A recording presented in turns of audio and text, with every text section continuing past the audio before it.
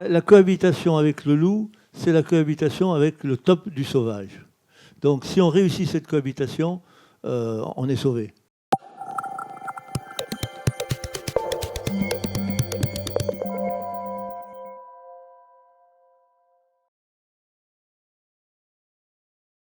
Beaucoup de nos paysages avaient été transformés en cartes postales, c'est-à-dire sans vie. Or, par différents endroits, dans les parcs nationaux par exemple, on a vu la vie revenir. Et ce dont on a besoin pour être heureux, somme toute, c'est cette proximité avec la nature sauvage, celle qu'on n'apprivoise pas, celle qu'on ne commande pas. Et donc c'est bien la faune et la flore c'est bien la dont faune vous et la parlez. flore, complètement. Ce sont les habitats tout entiers. Et donc on va avoir la diversité, la surabondance, et un autre troisième point très important, la proximité. Donc dès lors qu'on a cette diversité, cette abondance et cette proximité, on est proche de l'état de nature, si vous voulez, tel que nos ancêtres l'ont connu. L'habitat qui a été le plus détruit, c'est la forêt. Ceci dit, la forêt est en train de revenir de façon spontanée. Chaque année, en France, depuis maintenant une vingtaine d'années, on a 30 000 hectares de plus chaque année. Les incendies, c'est quelques milliers, on s'affole, bon, à juste titre, parce que c'est toujours quand même une... Mais quantitativement, c'est pas très important. Donc 30 000 hectares de forêt qui se réinstallent de façon spontanée, sauf 15% qui ce sont des plantations.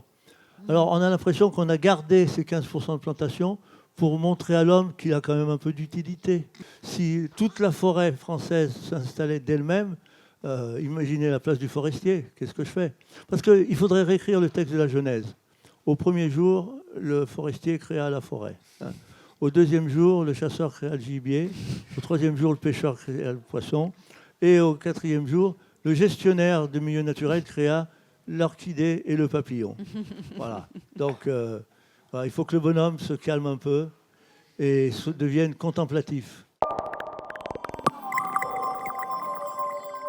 Dans le parc national des Abruzzes, vous avez des troupeaux de 300 cerfs. Vous avez 6 ou 7 meutes de loups. Le bison, la grosse bête cette fois-ci, le bison d'Europe. Il y a 5000 bisons d'Europe sauvages dans toute l'Europe. La dernière réintroduction, c'est en Allemagne. Ils ont réintroduit du bison sauvage. Là, il faut tolérer la grosse bête. Voilà. Donc le français, c'est pas tout à fait ça encore. Voilà. Quand il y a un ours qui se présente, on commence à le dégommer, et après on discute, puis après on passe à la cellule psychologique. Après on réfléchit. Voilà, oui, ce qui manque, c'est un jour sans chasse. Le dimanche, par exemple, sur tout le territoire. Voilà, ça, c'est des petites mesures comme ça, donc qui pourraient être mises en place. Nous, on n'est pas anti-chasse primaire, on va dire ça comme ça. Le chevreuil, le plan de chasse, c'est 600 000 chevreuils qui sont tirés chaque année. Pour tirer 600 000 chevreuils, il faut qu'il y en ait à peu près 4 fois plus. Donc les populations ont augmenté. Si vous traversez la frontière, vous allez en Allemagne, ils tirent 1 500 000 chevreuils chaque année. C'est-à-dire que nous, on a un petit capital qui fait qu'on a 600 000 chevreuils d'intérêt chaque année. Les Allemands, ils ont un gros capital qui fait que chaque année, ils peuvent se permettre 1 500 000. Voilà. Donc, les ongulés, globalement, ça se passe plutôt bien. Sur la Loire, il y avait 100 000 poissons, 100 000 saumons adultes qui remontaient, qui là aussi faisaient vivre des centaines de pêcheurs professionnels qui nourrissaient les populations et qui étaient des éléments très forts de notre culture. Et à la fin des années 80, il restait 100 saumons sur 100 000 sur le bassin de la Loire. Et un de nos travaux avec Gilbert en tant que scientifique a été de dire cet élément-là de notre histoire commune, de notre patrimoine commun, nous devons le sauver pour retrouver quelque chose qui ressemble sur la Loire à un fleuve vivant.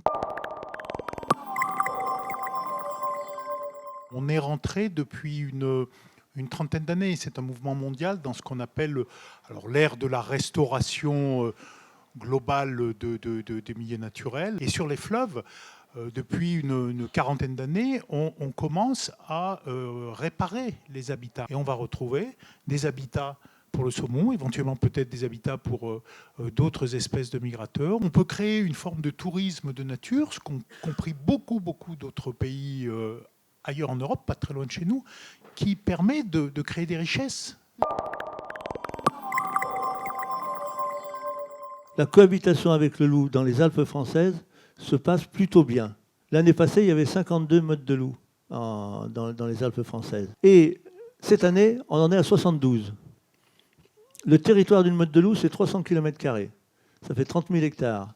Un loup, il a besoin de 20 biches ou 20 cerfs par an.